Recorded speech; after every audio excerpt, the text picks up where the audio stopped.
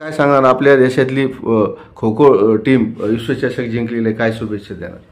नाही, असंच जसं टीमनी एफर्ट्स घेऊन यशस्वी झाले, तसंच म्हणजे इतर जे काही समजा आपले प्लेयर आहेत किंवा समाज आहे, त्यांनी सुद्धा असं एक सकारात्मक खेळाडू वृत्तीने न घ्या, आपल्या आपल्या खेळात प्रावीण्य दाखवून हे केलं पाहिजे, म्हणजे पुढे आलं पाहिजे.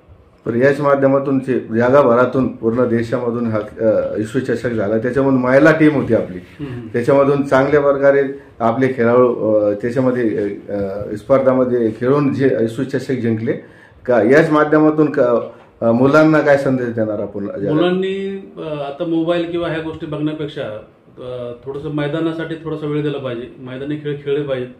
मैदानी खेळामुळे काय होतं की एक तर शरीराची आपल्या चांगली वाढ होते, त्याच्यानंतर आपल्यामध्ये जे काय समजा सांघिक भावना आहे किंवा एकोप्याची भावना आहे ती वाढीस लागते आणि आपलं शरीर बळकट होतं. पुढे भविष्यात आपल्याला खूप काही गोष्टी करायच्या असतात, त्याच्यासाठी एक चांगली मानसिकता तयार होते.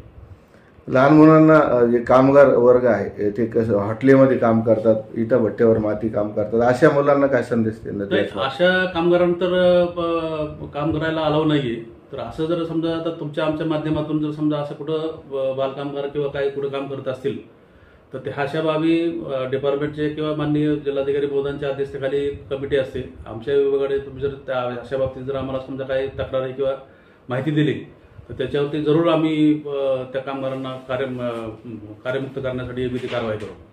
चालेल. धन्यवाद. धन्यवाद.